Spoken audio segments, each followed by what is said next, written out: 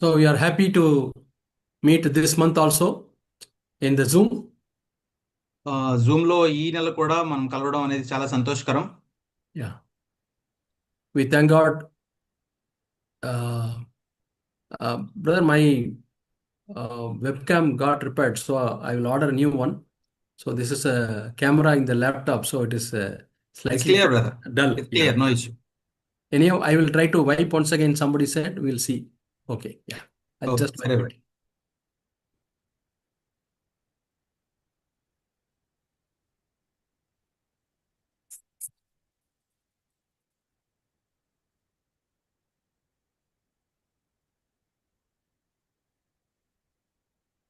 Yeah. Your voice and audio video both are clear brother. Okay. Okay. Okay. Thank you. It's fine. We always need some feedback. Yeah. So nothing wrong in giving feedback. Husband can give a feedback to his wife. But translate. Yes brother.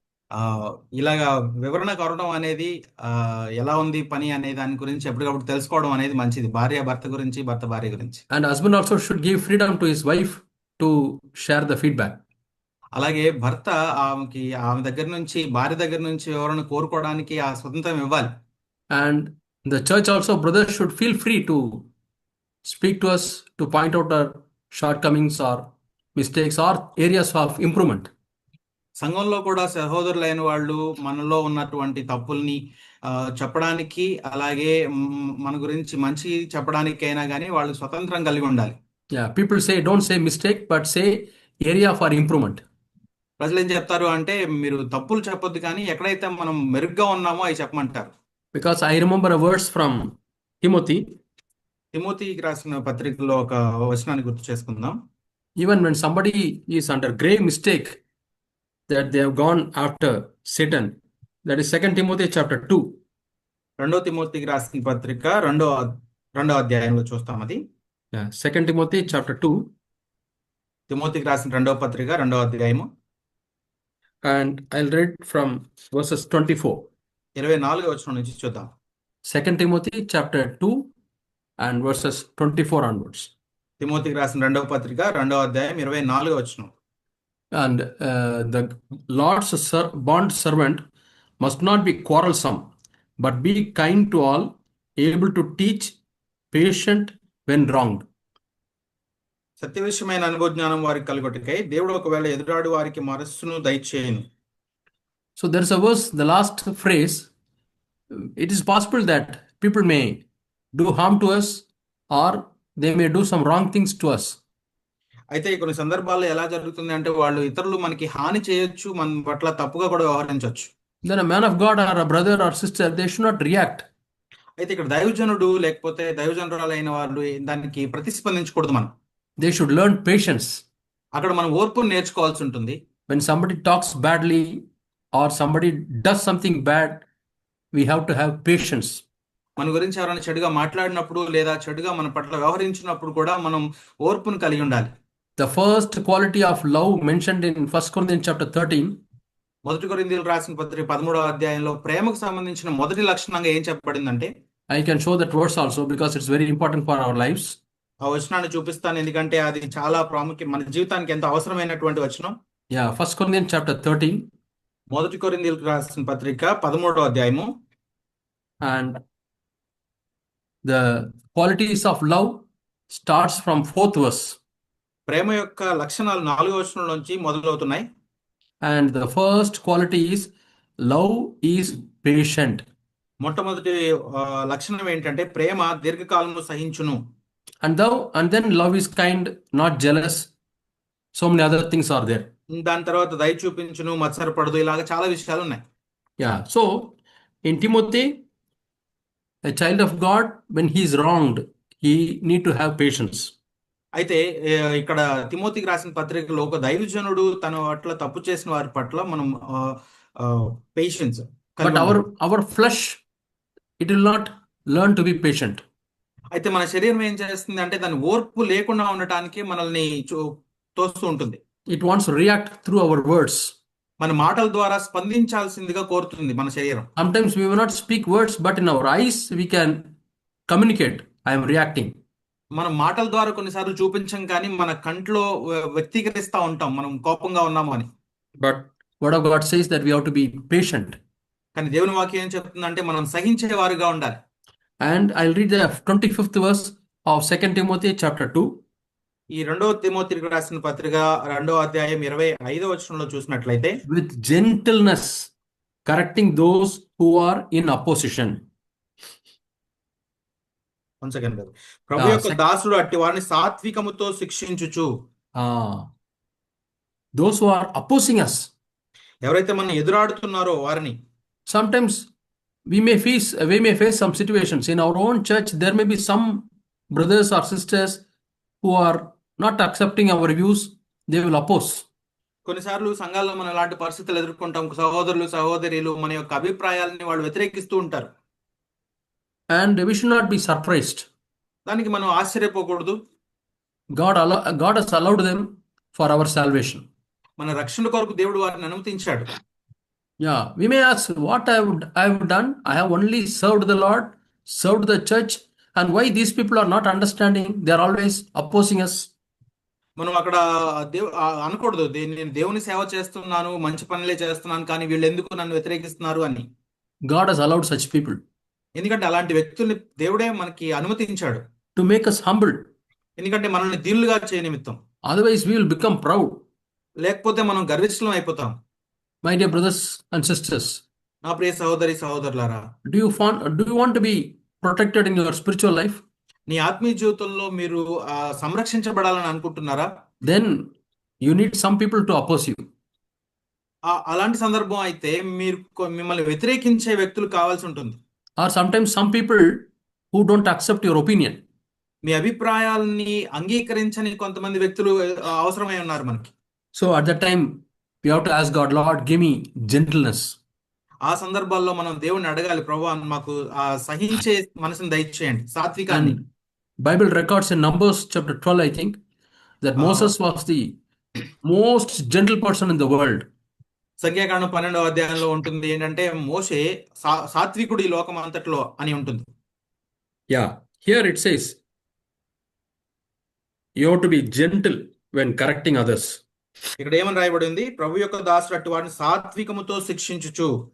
If perhaps God may grant them repentance leading to the knowledge of the truth. దేవుడు ఒకవేళ ఎదురాడు వారి మనస్సు దయచేయనేమో అని, సత్య విషయమైన అనుభవ జ్ఞానం వారికి కలుగుటకై. And they may come to their senses and escape from the snare of the devil, having been held captive by him to do his will.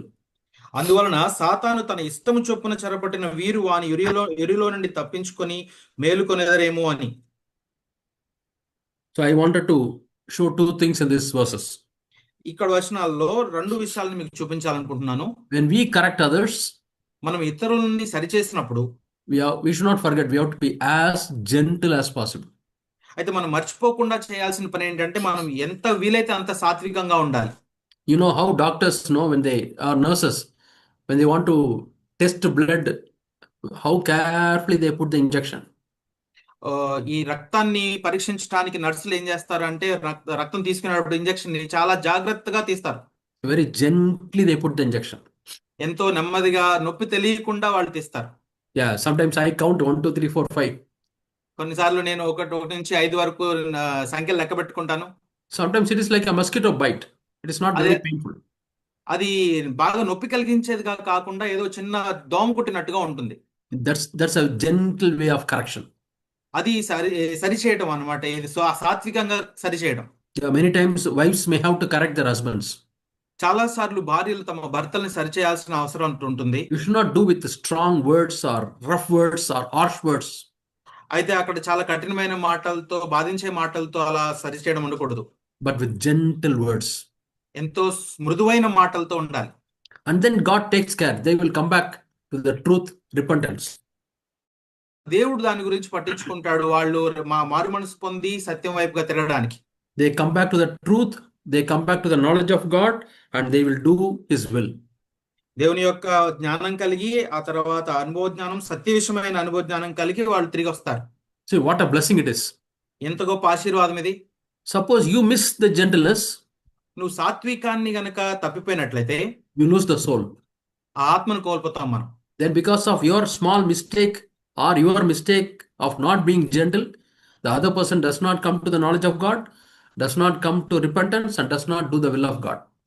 నువ్వు ఈ సరి చేయడం సాత్వికం అనే ఒక విషయంలో తప్పు చేయటం వల్ల తప్పిపోవడం వల్ల ఆ వ్యక్తి ఆ దేవుని యొక్క జ్ఞానం విషయంలో తప్పిపోతాడు, దేవుని యొక్క సత్యం విషయంలో తప్పిపోతాడు.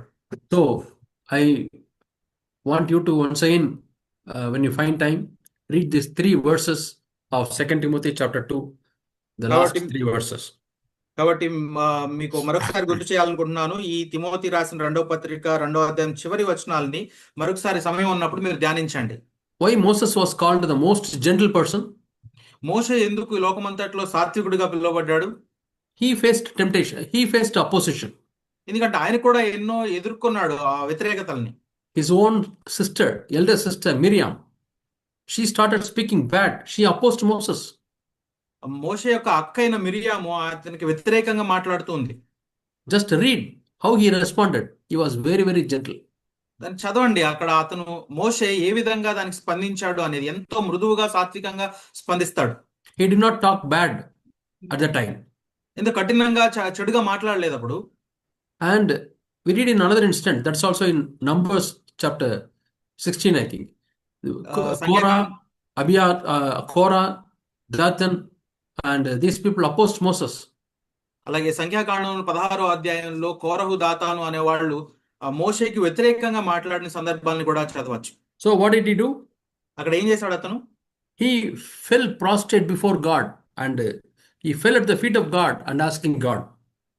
దేవుని యొక్క పాదాల చెంత పడిపోయి అతను దేవునికి ప్రార్థన చేస్తా ఉన్నాడు.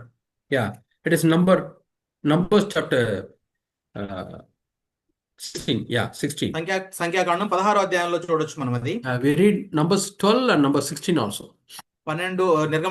సంఖ్యాకాండం 12వ అధ్యాయం 16వ అధ్యాయం చూడండి. Whenever people spoke against Moses, he never reacted.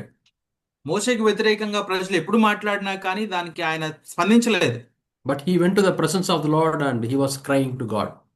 కానీ దానికి మారుగా దేవుని సన్నిధికి వెళ్ళి దేవుని దగ్గర మొరపెట్టుకున్నాడు.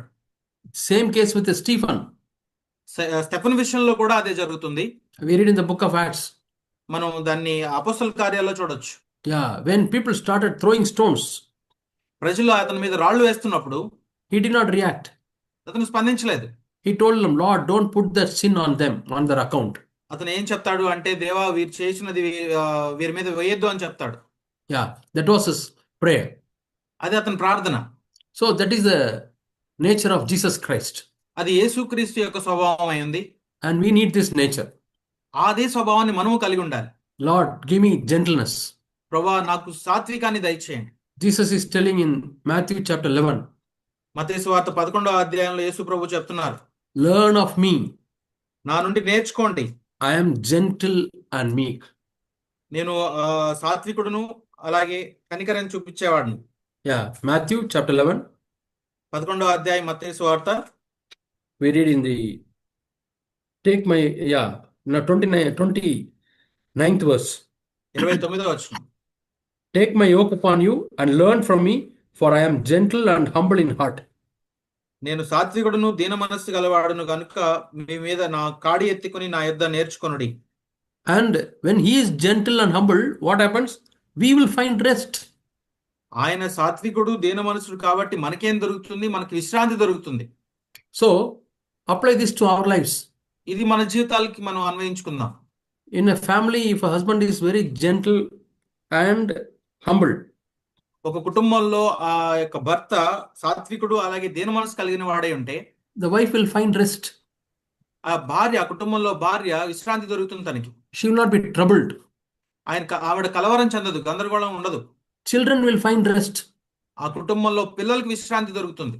On the other hand, ఒకవేళ అలా కానట్లయితే the husband is not gentle, he is proud. ఒకవేళ ఆ భర్త దీన మనస్సు కలిగి అలాగే సాత్వికుడు కాకపోతే గర్విష్ఠై And ఉంటే, he is harsh, చాలా కఠినంగా ఉన్నట్లయితే, he is hard, కఠినంగా, such families will not have rest and peace. ఆ కుటుంబాల్లో ఎక్కడ నెమ్మది సమాధానం అనేది ఉండదు. Any church where elders are not gentle and humble, ఏ సంఘంలోనైనా పెద్దలు ఆ, సా- దీన మనస్సు అలాగే సాత్వికం కలిగి లేకపోతే the church will not have rest. ఆ సంఘంలో విశ్రాంతి ఉండదు. The church will not have peace. ఆ సంఘంలో సమాధానం ఉండదు. Jesus says, my yoke is easy, my burden is very light. ఆయన యేసుప్రభు ఏం చెప్తున్నారంటే నా కాడి ఎంతో సులువుగా ఉంటుంది, భారం చాలా తేలిగ్గా ఉంటుంది. Yeah, we have to be very careful that our hand does not become a burden on others.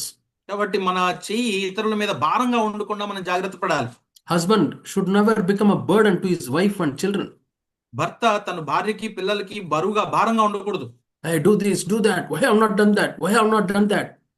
అది అది అది చేయి, ఇది చేయి, అది ఎందుకు చేయలేదు, ఇది ఎందుకు చేయలేదు అనకూడదు. So when the husband comes back to the home becomes restless.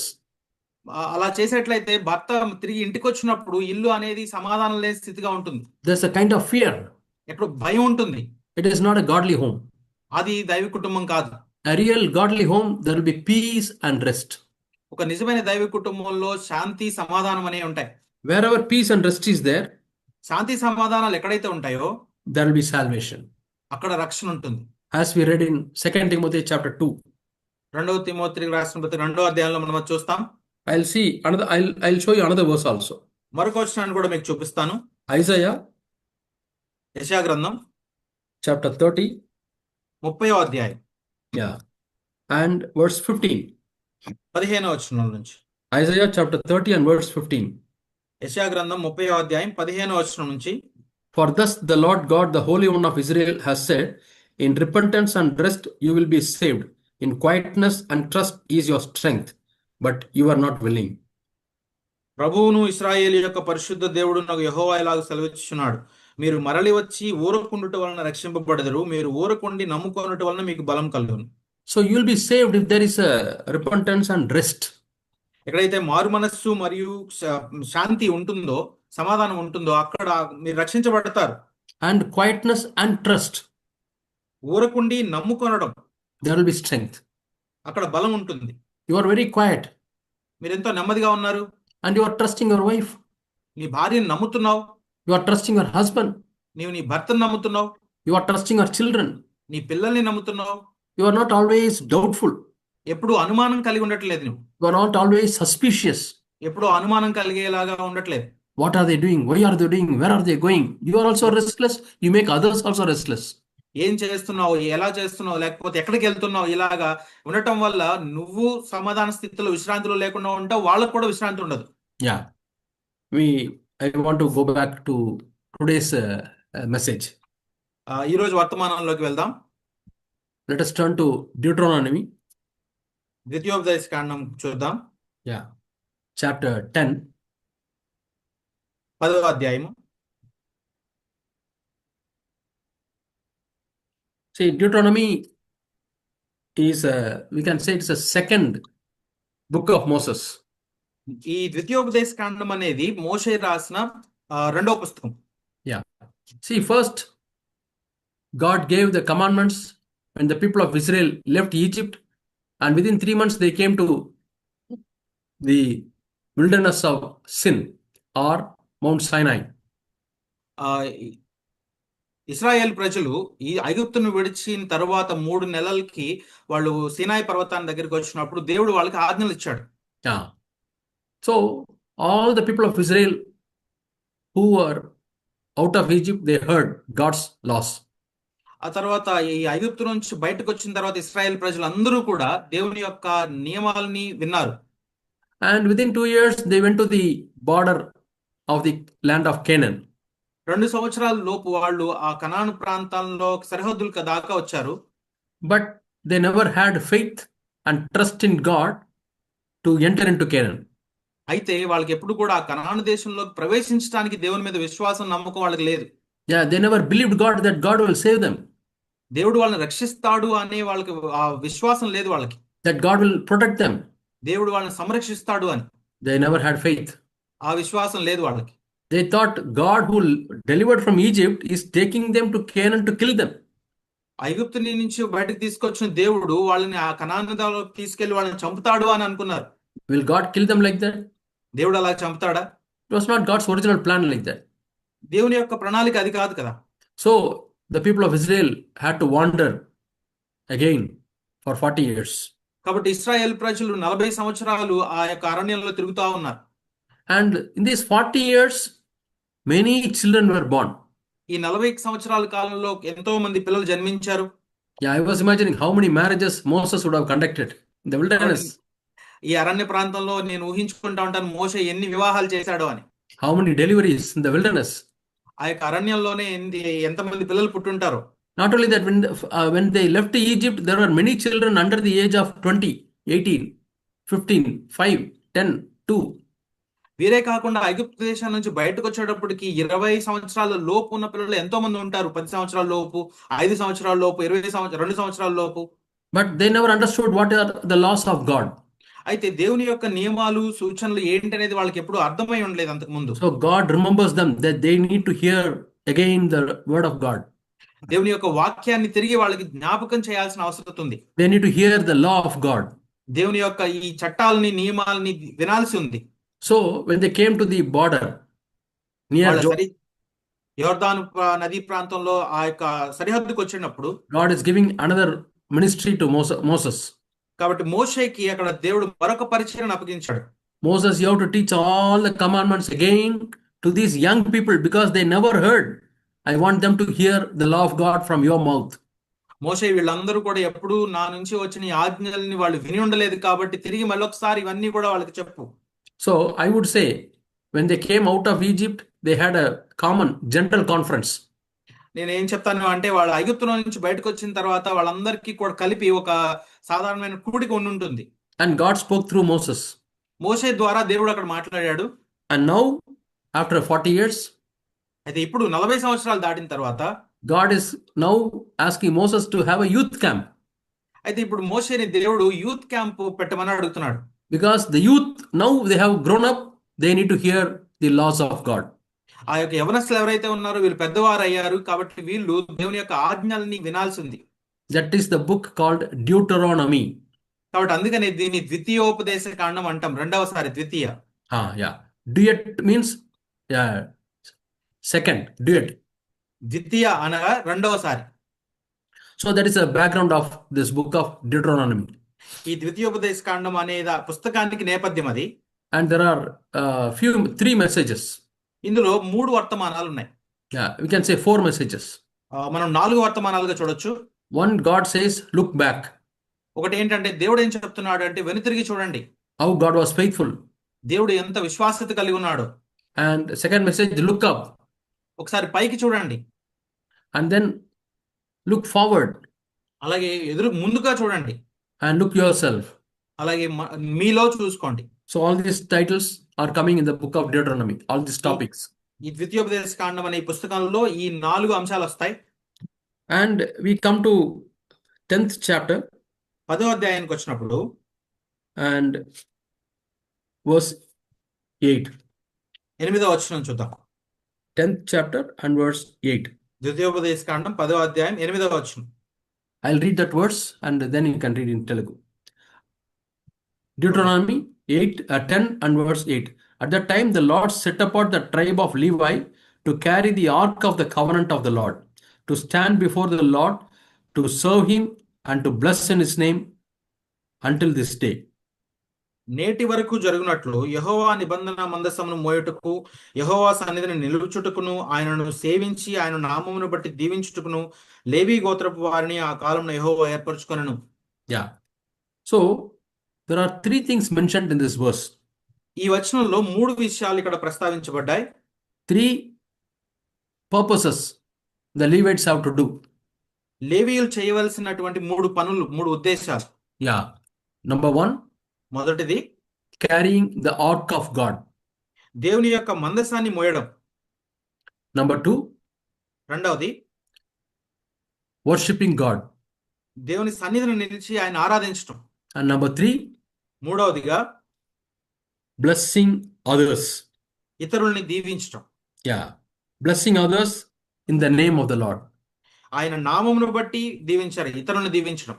Blessing others means serving others, or it is part of ministry. ఇతరుల్ని దీవించడం అంటే మనం వారికి పరిచర్య చేయటం అనేది మన పరిచర్యలో భాగం అది.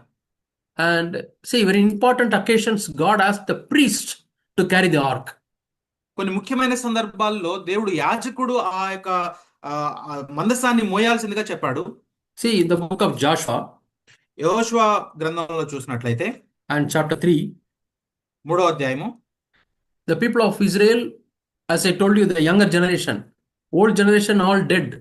The new generation are entering into the land of Canaan. పాత తరం అంతా చనిపోయారు, ఇప్పుడు కొత్త తరం ఈ కానాన్ దేశంలోకి అడుగు పెడుతున్నారు. Yeah. We read chapter 3 and verse 6, Joshua. 3వ అధ్యాయం 6వ వచనంలో యెహోషువ గ్రంథంలో చదువుతాం. And Joshua spoke to the priests, saying, Take up the ark of the covenant and cross over ahead of the people. So they took up the ark of the covenant and went ahead of the people. ఇక్కడ యెహోషువ ప్రధాన యాజకులకు చెప్తున్నాడు, మీరు నిబంధన మందసం ఎత్తుకొని ప్రజల ముందర నడువడని యాజకులకు అతడు సెలవీయగా. And you can also read in the 6th chapter, 6వ అధ్యాయంలో కూడా చూడొచ్చు మనం. he told the priests అక్కడ యాజకులకు చెప్తున్నాడు యెహోషువ, how to carry the ark of the Lord. దేవుని యొక్క మందసాన్ని మీరు ఎత్తుకొని వెళ్ళండి. Yeah, when they go around the city of Jericho. యెరికో పట్టణం చుట్టూ తిరిగేటప్పుడు. So, yeah, that we read in the 6th chapter and verse 6. మనం 6వ అధ్యాయం 6వ వచనంలో ఆ మాట చూస్తాం.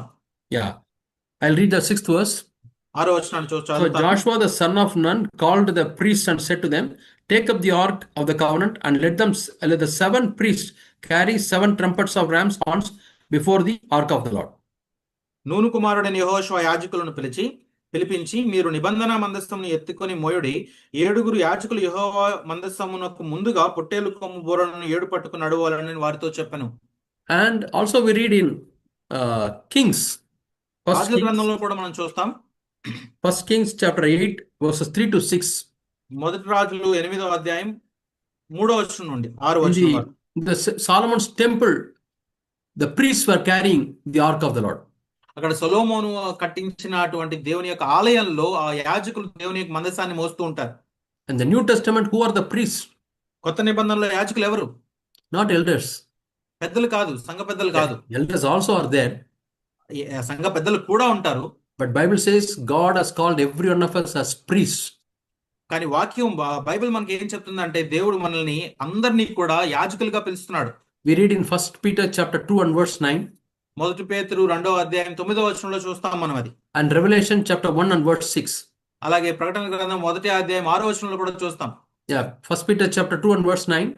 మొదటి పేతురు 2వ అధ్యాయం 9వ వచనంలో, You are a chosen generation, a royal priesthood, a holy nation. మీరు ఏర్పరచబడిన వంశమును, రాజులైన యాజక సమూహమును, పరిశుద్ధ జనమును అని పిలువబడతారు. To whom Peter is telling? పేతురు ఎవరికి చెప్తున్నాడు ఈ మాటలు?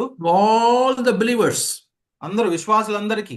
All who are washed by the precious blood of Christ. ఎవరు అమూల్యమైనటువంటి రక్తం చేత, యేసుక్రీస్తు రక్తం చేత కడగబడిన వారందరూ.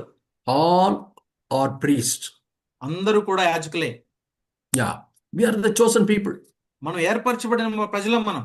Like in the Old Testament, God has chosen a little number of people as priests. Now God has made every one of us as priests. పాత నిబంధనలో ఎలాగైతే దేవుడు కొంతమందిని మాత్రమే యాజకులుగా ఏర్పరిచారో, కొత్త నిబంధనలో మనం అందరినీ కూడా యాజకులుగా చేశారు దేవుడు. So we are to carry the ark of God. కాబట్టి దేవుని యొక్క మందస్థాన్ని మనం మోయవలసిన వారంగా ఉన్నాం. Number 2, we are to worship God. రెండవది, దేవుణ్ణి ఆరాధించాలి మనం. And number 3, we are to bless others. మూడవదిగా మనం ఇతరుల్ని ఆశీర్వదించాలి. But elders are given to the church, it is for a function, not as a title. ఇప్పుడు సంఘంలో పెద్దలు ఎందుకు ఏర్పరచబడ్డారు, ఇవ్వబడ్డారు అంటే అది సంఘం సరిగా జరగడానికి, అంతేగాని అది ఒక గుర్తింపుగా కాదు. In the New Testament, there is only one mediator between God and man. కొత్త నిబంధనలో దేవునికి అలాగే మనుషులకి మధ్యవర్తిగా ఒకరే ఉన్నారు. That is Jesus Christ. అది యేసు క్రీస్తు మాత్రమే. We read that in Timothy. మనం తిమోతికి రాసిన పత్రికలో చదువుతాం. Only mediator between God and man is Jesus. నరుడైనటువంటి ఒకే యేసుక్రీస్తు మాత్రమే ఉన్నారు మధ్యవర్తిగా. So everybody can go to the Father through Jesus Christ. తండ్రి వద్దకు ప్రతి ఒక్కరు కూడా యేసుక్రీస్తు ద్వారా మాత్రమే వెళ్ళాలి. So let us come boldly to the throne. ఆ యొక్క సింహాసనం దగ్గరకు ధైర్యంగా వద్దాం. No need for any mediator. ఇంకా ఎవరు మధ్యవర్తులతో సంబంధం లేదు. Yeah, no need that you have to go through elder and then to Jesus and to God. పెద్ద ద్వారా తర్వాత యేసుక్రీస్తు ద్వారా తండ్రి దగ్గరికి వెళ్ళాల్సిన అవసరం లేదు. That teaching is not there in the scriptures. ఆ లేఖనాల్లో ఎక్కడ కూడా అటువంటి బోధ లేదు. But there are some spiritual churches. కొన్ని ఆత్మీయ సంఘాలు ఉన్నాయి. So one of the churches I grew in that church. నేను కూడా అలాంటి ఒక సంఘంలోనే పెరిగాను. There, those people say we are the mediators between Jesus and you. అక్కడ ఏం చెప్తారు అంటే మేము యేసు ప్రభువుకి మీకు మధ్యవర్తులుగా ఉన్నామని చెప్తారు. And they don't encourage people to read the Bible. వాళ్ళు వాక్యాన్ని చదవడానికి ప్రోత్సహించరు ప్రజల్ని. But be regular to the meetings. కాకపోతే ఎప్పుడు కూడికలకి తరచు వస్తూ ఉండమని చెప్తారు. Meet us. మమ్మల్ని కలవండి. And we have to pray for you. మేము మీకోసం ప్రార్థన చేస్తాం. We will find out the will of God for you. దేవుని చిత్తాన్ని మేము మీ కొరకు కనుగొంటాం. We will find out the girl whom you should marry or your son should marry. మీ యొక్క కుమారుడు లేకపోతే మీరు ఎవరిని పెళ్లి చేసుకోవాలో, ఏ అమ్మాయిని పెళ్లి చేసుకోవాలో మేము మీ కొరకు కనుక్కుంటాం. Yeah, we have to say whether you can rent this house or not. ఈ ఇంటిని మీరు అద్దెకి తీసుకోవాలా లేదా మేము చెప్తాం. We have to tell you whether you can choose this job or not. ఈ ఉద్యోగాన్ని మీరు ఎంపిక చేసుకోవాలా వద్దా ఇది కూడా మేమే చెప్తాం. There are churches like that. అలా చెప్పే సంఘాలు కూడా ఉన్నాయి. And people, for everything they come to the pastor. కాబట్టి ప్రజలందరూ కూడా ప్రతి దానికి ఆ పాస్టర్ దగ్గరికి వస్తూ ఉంటారు. That is not the will of God in the new covenant. కొత్త నిబంధనలో దేవుని చిత్తం అది కాదు. What is the new covenant? కొత్త నిబంధన ఏంటి? You read Hebrews chapter 8. హెబ్రీయులకు రాసిన పత్రిక 8వ అధ్యాయంలో మనం From చదవచ్చు. the small to the great, everyone will know the Lord. చిన్నవారిని మొదలుకొని పెద్దవారి వరకు ప్రతి ఒక్కరు దేవుని ఎరిగి ఉంటారు. Everyone will know the Lord. ప్రతి ఒక్కరు దేవుని ఎరుగుతారు. No mediator. మధ్యవర్తి అవసరం లేదు. So we need not think that there is a mediator for us to go to God.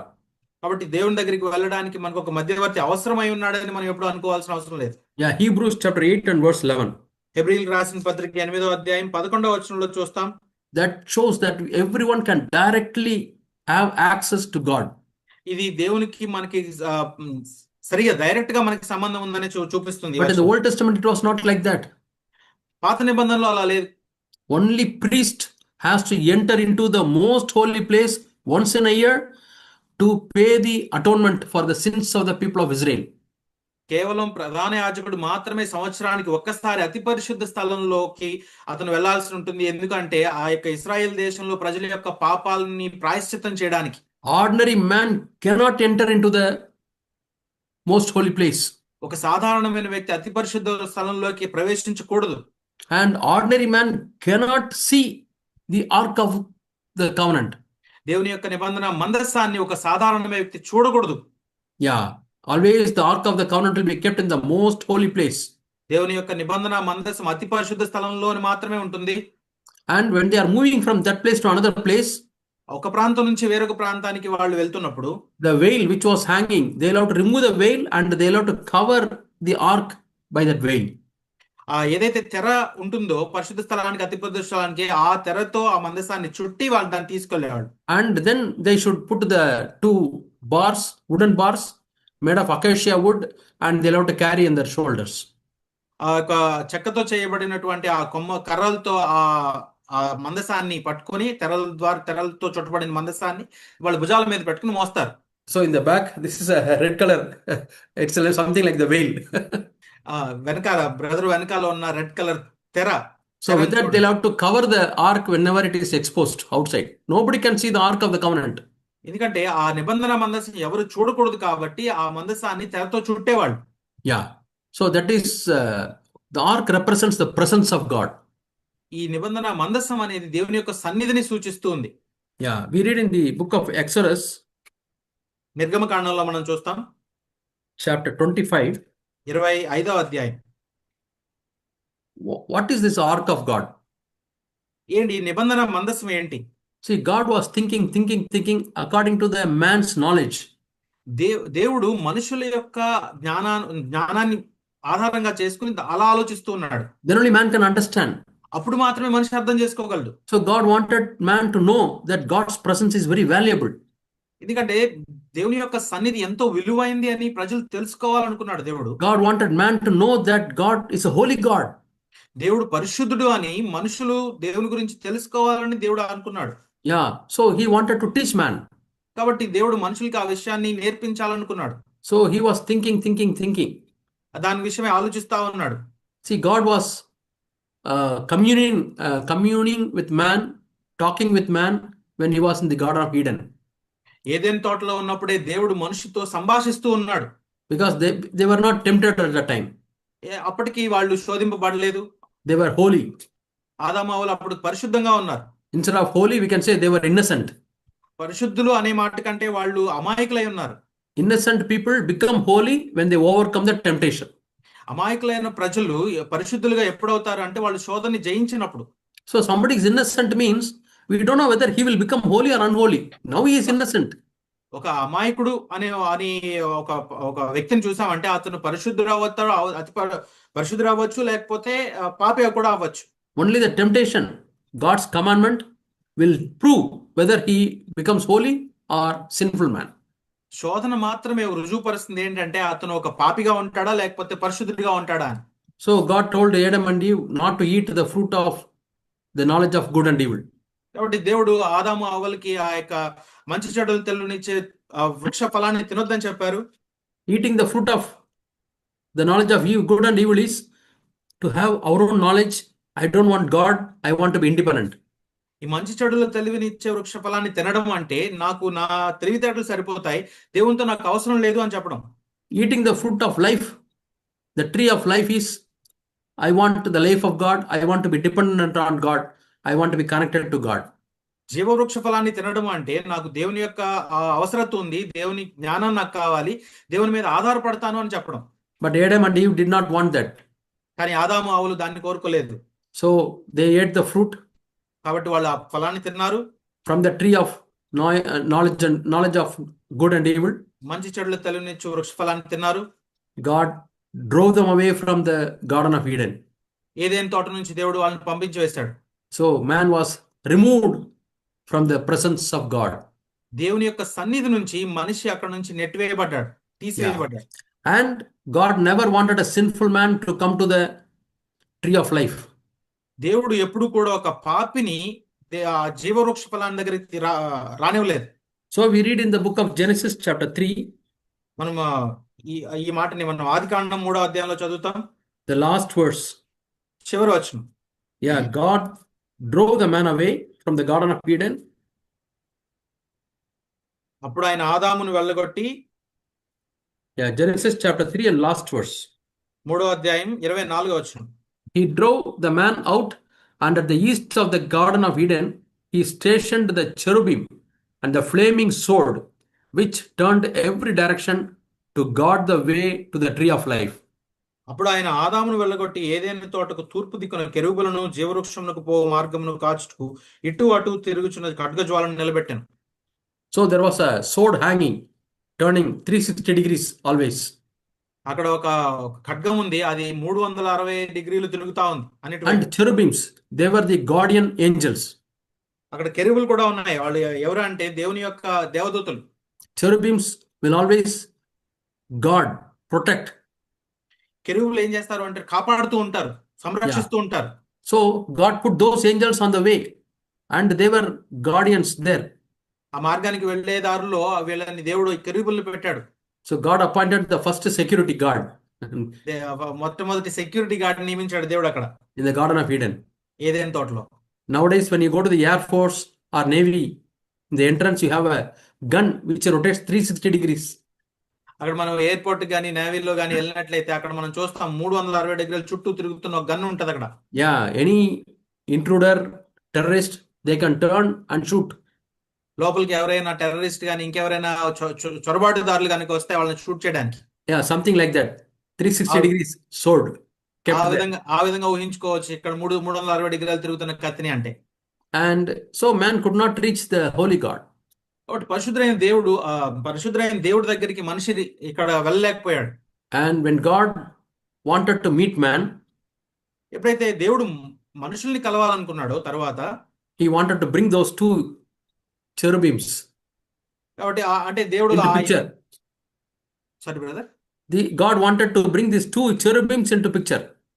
కాబట్టి అంటే దేవుడు కలవాలనుకున్నప్పుడు మాత్రం ఈ మన దృశ్యంలోకి ఇద్దరు కెరూబుల్ని తీసుకొస్తూ ఉన్నాడు. Because God wanted man to remember those cherubims. అందుకని ఎందుకంటే దేవుడు ఇది జ్ఞాపకం చేసుకుంటాడు, ఈ కెరూబుల్ని పెట్టుకున్నప్పుడు దేవుడు మనిషిని కలవాలనుకుంటున్నాడు అని. So God asked Moses to make two cherubims out of gold. కాబట్టి బంగారంతో చేయబడిన కెరూబుల్ని ఆ మందసం మీద పెట్టడానికి దేవుడు మోషేకి ఆజ్ఞాపించాడు. Anything which belongs to heaven, it's made of gold. పరలోకానికి సంబంధించిన ఏదైనా గానీ బంగారంతో చేయబడుతుంది. Golden candlesticks. ఆ యొక్క బంగారపు యొక్క ఒత్తులు. Our faith is compared to gold, purified gold. మన విశ్వాసం కూడా పరిపూర్ణమైనటువంటి బంగారంతో పోల్చబడింది. So Moses, through a man called Bezalel, they made golden cherubims. బెసలేలు అనే ఒక వ్యక్తి ద్వారా మోషే ఈ కెరూబుల్ని తయారు చేస్తాడు. And he asked them to make a seat out of wood. అక్కడ చెక్కతో చేయబడినటువంటి ఒక పీఠం కూడా చేపిస్తాడు. 1.5 cubit and 2.5 cubit. ఇక్కడ 1.5 అడుగులు, అలాగే ఇటువైపు 2.5 అడుగులు. Yeah. And that is called, you know what is the name? దాన్ని ఏమని పిలుస్తాం? Mercy seat. కరుణాపీఠము. Yeah, because only with cherubims man cannot meet God. కెరూబుల్ని తొలగించడం చేత మాత్రం దేవుణ్ణి మనం కలవలేం. The cherubims will say, no, you cannot come to God. You are not holy. You are not holy.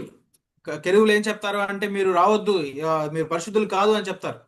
And God asked man to make a mercy seat. కాబట్టి దేవుడు ఏం చేశారంటే అక్కడ మనిషిని ఆ కరుణాపీఠాన్ని చేయమని అడిగాడు. On that mercy seat, blood should be sprinkled. ఆ కరుణాపీఠం మీద రక్తం చిందించబడి ఉండాలి. And man can come. అప్పుడు మాత్రమే మనిషి దానిలోకి ప్రవేశిస్తాడు.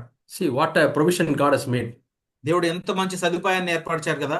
That's why we read Jesus came in grace and truth. అందుకని దేవుడు కృపా సత్య సంపూర్ణుడిగా వచ్చాడు యేసు ప్రభు. Truth is like cherubim. ఈ సత్యం అనేది కెరూబులను పోలి ఉంటుంది. You cannot enter. దానిలోకి మనం ప్రవేశించలేం. He gives grace. అక్కడ ఆయన కృపనిచ్చాడు. He came with a lot of grace. అది ఆయన ఎంతో గొప్ప కృప చేత వచ్చారు. So for eternity, God is thinking, how can I meet the sinful man? కాబట్టి నిత్యత్వం నుంచి దేవుడు ఆలోచిస్తా ఉన్నాడు, ఎలాగ నేను మనిషిని కలవగలను. See, I used to play, I and my brothers, we will play in the ground when we were children. మేము చిన్నప్పుడు బాలురుగా ఉన్నప్పుడు నేను నా సహోదరులు గ్రౌండ్ లోకి వెళ్ళి ఆడుకునేవాళ్ళం. Sometimes the game is so interesting that even if it is crossed 6 o'clock, 6:30, 6:45, it is getting dark, we will be playing. మాకు కొన్నిసార్లు 6, 6:30, 6:15 అయినప్పటికీ కూడా మాకు ఆట ఎంతో ఆసక్తిగా ఉండటంతో ఆటతో కొనసాగిస్తా ఉండేవాళ్ళం. It became very dark. ఎంతో చీకటి పడిపోయేది. Then I remember my home. అప్పుడు నాకు ఇల్లు గుర్తొచ్చేది. Oh, my daddy will be waiting there on the gate. అక్కడ గేట్ దగ్గర మా డాడీ వెయిట్ చేస్తా ఉంటారు. What can I tell him? ఇప్పుడు ఆయనకి ఏం చెప్పాలి? Yeah, he will definitely beat me. ఆయన నన్ను ఖచ్చితంగా కొడతారు. So all the joy we had because of playing, it's all evaporated. మేము ఆడుకోవడం వల్ల వచ్చిన సంతోషం అంతా కూడా ఆవిరైపోయేది. Yeah, now I have to meet my dad. ఇప్పుడు మా నాన్నగారిని కలవాలి నేను. I know for sure my dad will be standing at the gate. నాకు తెలుసు ఖచ్చితంగా మా నాన్నగారు ఆ గేట్ దగ్గర నిలబడతారు. He will have a very angry face. ఎంతో కోపంతో చూస్తా ఉంటారు. And he will have a big stick. చేతిలో కర్ర పట్టుకుని నిలబడి ఉంటారు. That is from the casuarina tree stick. Which stick, brother? Casuarina. You can tell casuarina. Casuarina stick. Yeah. Saukamaram. In Tamil we say Saukamaram. Big trees. Okay. Yeah. And he will have the stick. Maybe Saraku Chattam. I am putting that. Okay. Yeah. And when we go there, he gives nice beatings. Is it the time to come back to home? Is it the time to come back home? So తిరిగి వెళ్ళినప్పుడు సమయాన్ని ఇంటికి వచ్చే time ఇదా అని చెప్పేసి మమ్మల్ని కొట్టేవాళ్ళు. So I and my younger brothers, నేను నా తమ్ముళ్ళు and my dad, అలాగే మా నాన్నగారు, the meeting point is anger. అక్కడ మేము కలుసుకునే ఆ స్థలం ఏంటంటే కోపం, punishment, లేదా శిక్షించడం. He will give on my legs severe beatings. నా కాళ్ళ మీద చాలా బాగా కొట్టేవాళ్ళు ఆయన.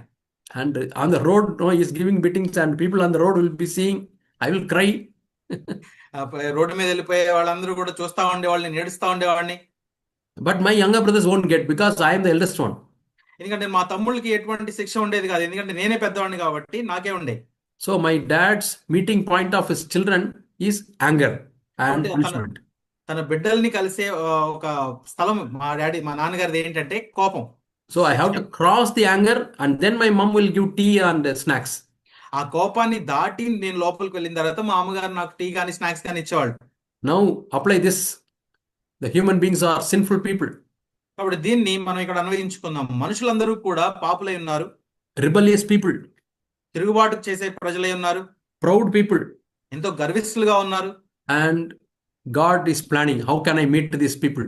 కాబట్టి దేవుడు ప్రణాళిక వేస్తా ఉన్నాడు, వీళ్ళని ఎలా నేను కలవాలి. He was not like my dad. అయితే మా నాన్నగారు లాగా లేడాయన. See, dad, they love to chastise. That is also we read in the book of Hebrews chapter 12. That is different. హెబ్రీయులకు రాసిన పత్రిక 12వ అధ్యాయంలో ఇక్కడ రాయబడి ఉంది ఏంటంటే తల్లిదండ్రులు బిడ్డల్ని శిక్షించాలి. అది వేరే విషయం. But God is planning. కానీ దేవుడు ఇక్కడ ప్రణాళిక ఇస్తా ఉన్నాడు. Where shall I meet him? ఎక్కడ వీళ్ళని కలవాలి నేను? He decides, I will meet him at the seat of mercy. నేను వాళ్ళని కరుణాపీఠం దగ్గర కలుస్తాను. Because if God meets us at anger, he will not beat with a stick. His anger, we all will be dead. దేవుడు ఒకవేళ కోపం అనే స్థలంలో మనం కనుక కలవాలనుకుంటే అది కర్రతో కాదు, మనందరం మరణంలోకి వెళ్ళిపోతాం, We చనిపోతాం, all would perish. అంతా నశించిపోతుంది. That is the presence of God. దేవుని యొక్క సన్నిధి అది. But God decided to show mercy. కానీ దేవుడు మన పట్ల కరుణ చూపించాలనుకున్నాడు. But that mercy is because of the blood. ఆ కరుణ ఎలా వచ్చింది అంటే అది రక్తాన్ని బట్టి వచ్చింది.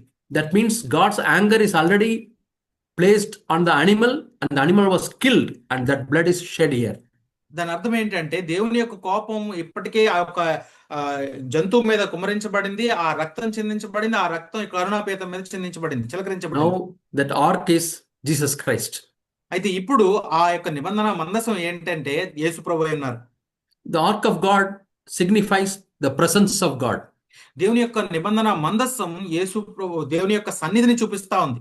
Yeah, most holy place, the Shekinah glory, the presence of God was there because God's presence was on the mercy seat of the ark of God. దేవుని యొక్క సన్నిధిలో షకీనా గ్లోరీ ఉంటుంది, అతి పరిశుద్ధ స్థలంలో ఉంటుంది. అది అక్కడ కరుణాపీఠం ఉంటుంది, ఆ కరుణాపీఠం మీద దేవుని యొక్క మహిమ ఉంటుంది. Yeah.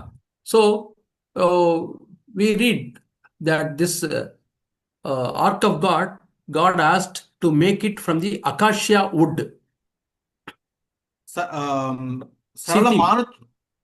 సరళ మానుతో దేవుడు చేయమని చెప్పాడు ఆ యొక్క మందసాన్ని.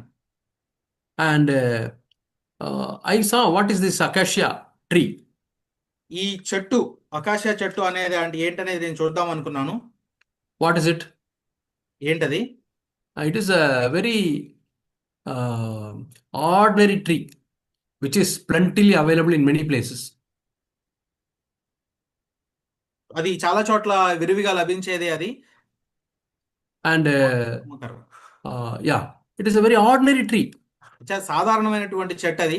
God could have asked, make the ark of the covenant in the rosewood or teak wood. దేవుని యొక్క మందసాన్ని దేవుడు తయారు చేయడానికి ఒక మంచి కలపతో దాన్ని తయారు చేయొచ్చు. Or you make it with sandalwood. లేదా అది గంధపు చెక్కతో తయారు చేయమని చెప్పొచ్చు దేవుడు. He didn't say like that. అలా చెప్పలేదు. So God wanted to be made of ordinary wood. చాలా సాధారణమైనటువంటి కర్ర, తుమ్మ కర్రతో దేవుడు చేయమన్నాడు దాన్ని. So that is the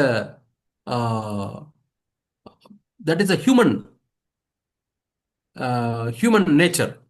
అది మానవ స్వభావాన్ని చూపిస్తా ఉంది. Yeah, I will show the pictures. మీకు కొన్ని చిత్రాలు మీకు చూపిస్తాను. Yeah, I think I will be able to share. మీకు చూపించాలనుకుంటున్నాను. Are you able to see, brother? Yes, brother. Now it is. So this is the picture of the ark of the covenant. దేవుని యొక్క మందసం ఇలా ఉంటుంది. Why there are two rods? అక్కడ ఈ రెండు కర్రలు ఎందుకు ఉన్నాయి? Because nobody should touch the ark of covenant. ఎందుకంటే దేవుని మందసాన్ని ఎవరు ముట్టుకోకూడదు. The priests also should not touch the ark of the covenant. Even యాజకులు కూడా ఆ యొక్క దేవుని మందసాన్ని చూడకూడదు. So they allowed to carry on their shoulders. వాళ్ళ భుజాల మీద మాత్రమే వాళ్ళు మోయాలి. So this is the cherubim, two cherubim. They are covering the mercy seat with the wings, and this is the mercy seat. ఇక్కడ కెరూబులు ఇద్దరు రెక్కలతో కప్పుతూ ఉన్నారు కదా, ఆ కింద ఉన్నది కరుణాపీఠం. So we can say the mercy and the truth are meeting at this place. ఇక్కడ మనం కృప అలాగే సత్యం రెండు కూడా ఈ స్థలం నందు కలుస్తున్నాయని చెప్పొచ్చు. Like the animal was killed and the blood was sprinkled, now we read in the book of Hebrews, the blood of Jesus Christ is sprinkled so that మనం the anger of God is satisfied. యేసుక్రీస్తు రక్తం ఈ కరుణాపీఠ మీద మామూలు చిందించబడినప్పుడు దేవుని యొక్క ఉగ్రత కోపం అంతా కూడా తీసివేయబడింది. And what is there inside the Ark of the Covenant? ఈ నిబంధన మందసం లోపల ఏముంటుంది? There's the table of stones. 2 tablets of stones are inside. అక్కడ లోపల ఈ నిబంధన దేవుని నిబంధన పలకలు 2 పెట్టబడి ఉంటాయి. Which God gave in the Mount of Sinai, the 10 commandments, it is inside. సీనాయి పర్వతం మీద మోషేకి తన వేలుతో రాసిన 2 నిబంధన పలకలు ఉంటాయి. It signifies the covenant of God. దేవుని యొక్క నిబంధనని అది సూచిస్తూ ఉంది. Now it signifies the new covenant we have. అయితే ఇప్పుడు మనకి కొత్త నిబంధనని కూడా చూపిస్తా ఉంది ఇది. And a golden jar of manna. అందులో ఇక మన్నాతో tablets of stone. ఈ 2 కూడా రాతి పలకలుగా ఉన్నాయి. And golden jar of manna. అలాగే మన్నా కలిగి ఉన్నటువంటి ఒక బంగారు పాత్ర. Jesus says he is the manna came from heaven. యేసు ఏం చెప్తున్నారంటే పరలోకం నుంచి వచ్చిన మన్నా ఆయనే. He is our provision. ఆయన మనకు ఒక సదుపాయం. Throughout the wilderness, God provided their food through this manna. అరణ్యంలో ఉన్నంత కాలం కూడా ఇశ్రాయేలీయులకు దేవుడు ఈ మన్నా ద్వారానే వారికి ఆహారాన్ని దయచేశాడు. In our spiritual life, it is like a journey of wilderness, and Jesus is our food. మన ఆత్మీయ జీవితంలో కూడా మనకి ఈ ఆహారంగా ఇదే ఉంటుంది. దేవుడే, యేసే ఆహారం మనకి. I am the bread of life, Jesus says. యేసు ఏం చెప్తున్నాడంటే జీవాహారం నేనే. Yeah. And we had the rod which is blossomed. చిగురించినటువంటి అహరోను కర్ర, చేతి కర్ర. We read that in Numbers chapter 16. మనం సంఖ్యాకాండం 16వ అధ్యాయంలో చూస్తాం. Number 16. See, many leaders, they said, we are the leaders. చాలా మంది ఏం చెప్తారంటే మేమే ఇక్కడ నాయకులమై ఉన్నామని చెప్తారు. So what God said? అయితే దేవుడు ఏం చెప్తున్నాడు? Yeah, it's called Aaron's rod buds. వారందరూ కూడా అహరోను యొక్క కర్రకు సంబంధించిన వాళ్ళు, మొగ్గలు. We read that in the 17th chapter of Numbers. సంఖ్యాకాండం 17వ అధ్యాయంలో మనం దాని గురించి చూస్తాం. All the 12 tribes, they wrote their names, and all the rods were kept inside the ark. ఆ 12 ఈ గోత్రాల వాళ్ళ పేర్లు, వాళ్ళ కర్రల్ని పెట్టారు అక్కడ లోపల. And next day, only Aaron's rod was blossomed and fruits were there. ఆ తర్వాత రోజు కేవలం అహరోను యొక్క ఆ చేతి కర్ర మాత్రమే చిగురించి పువ్వులు పూసింది. So only in the presence of God we can have life. ఎందుకంటే దేవుని యొక్క సన్నిధిలో మాత్రమే జీవం ఉంటుంది. And also it shows about the authority of God. Jesus is our chief priest. యేసు ప్రభు మనకి ప్రధాన యాజకుడిగా ఉన్నాడు, మరియు అది దేవుని యొక్క అధికారాన్ని కూడా చూపిస్తుంది. And this is the acacia wood tree, acacia tree. తుమ్మ చెట్టు, తుమ్మ కర్రనితో దేవుడు చేయమన్నాడు. ఇదే ఆ చెట్టు. These are the flowers. దాని యొక్క పూలు ఇవి. But very ordinary tree and flowers, but covered with gold. అయితే ఎంతో సాధారణంగా కనిపించే ఈ చెక్క ఇది. అయితే దీన్ని బంగారంతో కప్పుతాం. We are ordinary human beings, but the divine nature is coming to us. మనం ఎంతో సాధారణమైనటువంటి ప్రజలమే, కానీ మనం దేవుని యొక్క స్వభావం చేత మనం నింపబడతాం. And this ark, people carried in the wilderness, and it was inside the Solomon's temple. And after that, the Babylonians, they destroyed the temple and took away the ark. ఈ నిబంధన మందసం తర్వాత కాలంలో సొలొమోను నిర్మించిన ఆలయంలో ఉంది. ఆ తర్వాత బబులోను నుంచి వచ్చిన వాళ్ళు ఆ దేవుని ఆలయాన్ని పడగొట్టేసి దాన్ని తీసుకుని వెళ్ళిపోయారు. When they made the second temple, when Nehemiah, Ezra came back and constructed the temple, this ark of the covenant was not there.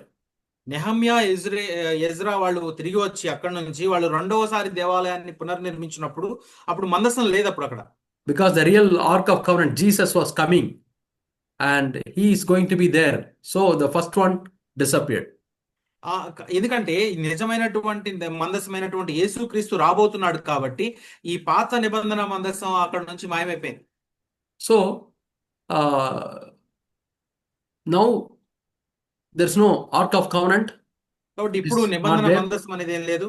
Now Jesus brought the presence of God. దేవుని సన్నిధిని యేసు ప్రభువే తీసుకొచ్చారు. Bible says in 1 Corinthians chapter 6 that we are the temple of the Holy Spirit. We are carrying the presence of God.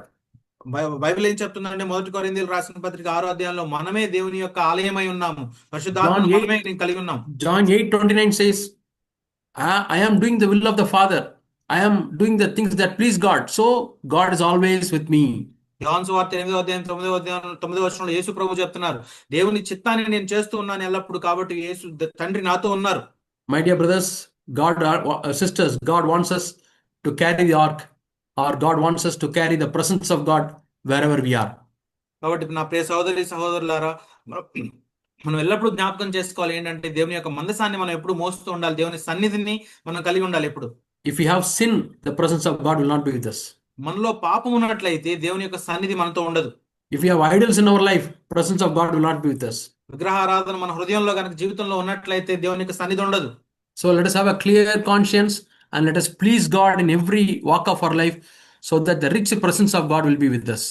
నిర్మలమైన మనస్సాక్షి మనం కలిగి ఉండి ఎల్లప్పుడూ కూడా మనల్ని మనం సరిచేసుకునే వాటిలో ఉన్నట్లయితే అది దేవుని యొక్క పరిపూర్ణటువంటి సంపూర్ణ సన్నిధి మనకు ఉంటుంది. Rest of things we'll see in our next month meeting. మిగతా విషయాలు మన తర్వాత నెలలో వచ్చే మీటింగ్ లో మనం తెలుసుకుందాం. We'll pray. ప్రార్థన చేసుకుందాం. Our dear Heavenly Father, నా ప్రియ పరలోకపు తండ్రి, thank you for a wonderful plan, Lord, to meet us at the mercy seat. మీ కరుణాపీఠం దగ్గర మేము కలవడానికి మీరు ఇచ్చిన అద్భుతమైన ప్రణాళికను బట్టి వందనాలు. Yeah, we see, Lord, your goodness in the Lord Jesus Christ. యేసు ప్రభువులో మీరు చూపించినటువంటి మంచితనాన్ని బట్టి మీకు వందనాలు తండ్రి. Like the priests were carrying the ark, Lord, we want to carry the presence of God. యాజకులు ఎలా అయితే నిబంధన మందసాన్ని మోస్తున్నారో మేము కూడా నీ యొక్క నిబంధనను మోయడానికి సహాయం చేయండి. And bless us, Lord. మమ్మల్ని దీవించండి. Lord, we want to worship you. ప్రభు మిమ్మల్ని ఆరాధించాలనుకుంటున్నాం మేము. And then we can be a blessing to others, Lord. ఆ తరువాత మేము ఇతరులకు ఆశీర్వాదకరంగా ఉండగలం. Bless every one of them. మాలో ప్రతి ఒక్కరిని ఆశీర్వదించండి. In Jesus' name we pray. యేసు నామములో అడుగుతున్నాం తండ్రి. Amen. Amen. Thank you, brothers and sisters, for patiently listening to the sharing. ఈ వాక్యాన్ని ఎంతో ఓపికతో విన్నందుకు మీ అందరికీ ధన్యవాదాలు తెలియజేస్తున్నాం.